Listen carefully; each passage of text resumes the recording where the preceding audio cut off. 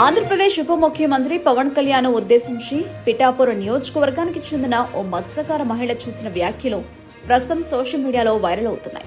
ఎన్నికల్లో గెలిచిన తర్వాత పవన్ కళ్యాణ్ నియోజకవర్గానికి రావడం లేదని, ప్రజల సమస్యలు పట్టించుకోవడం లేదని ఆమె తీవ్ర ఆవేదన వ్యక్తం చేశారు. వాట్లతోనే ఓట్లు, తర్వాత మాత్రం కనిపించలేరు అంటూ ఆమె పవన్ కళ్యాణ్ పై విమర్శలు గుప్పించారు. తాము మత్స్యకార వృత్తిపై ఆధారపడి జీవిస్తున్నామని, తమ గ్రామంలో కనీస మౌలిక సదుపాయాలు ముఖ్యంగా తాగునీరు లేవని ఆమె అన్నారు. పవన్ కళ్యాణ్ గెలిచినప్పటి నుంచి ఒక్కసారి కూడా పిఠాపురం రాలేదని, కనీసం ఆయన సిబ్బంది కూడా అందుబాటులో లేరని ఆమె ఆరోపించారు. డిప్యూటీ సీఎం అనేది పెద్ద పదవి, రాష్ట్రమంతా అందుబాటులో ఉండాల్సిన వ్యక్తి, కానీ ఆయన హైదరాబాద్ లో ఉంటున్నారు అని ఆమె ప్రశ్నించారు. ప్రజలను పట్టించుకోకుండా పదవిని ఆస్వాదించడం సరికాదని ఆమె ఘాటుగా వ్యాఖ్యానించారు. పవన్ గారిని ఎంతో నమ్మకం పెట్టుకుని గెలిపించాం, కానీ ఇప్పుడు మేము ఓట్లు వేసిన వారు పక్క రాష్ట్రంలో విశ్రాంతి తీసుకుంటే మేము కష్టాల్లో మునిగిపోతున్నాం అని ఆమె నిస్సహాయత వ్యక్తం చేశారు. ఈ వీడియో వైరల్ అవుతున్న నేపథ్యంలో పిఠాపురం మహిళల్లో అసంతృప్తి పెరుగుతోందని రాజకీయ విశ్లేషకులు అభిప్రాయపడుతున్నారు.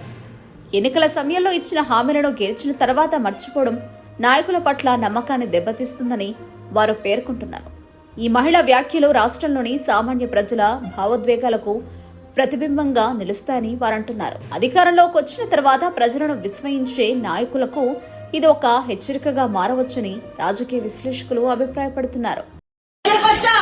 మాకు మీరెక్కడో ఉన్నారు, ఈ నియోజకవర్గంలో ఉంటారనుకున్నాం, మేము అనుకుని ఓట్లేసాం, కానీ మాకు అందరంత దూరంలో మీరున్నారు. కనీసం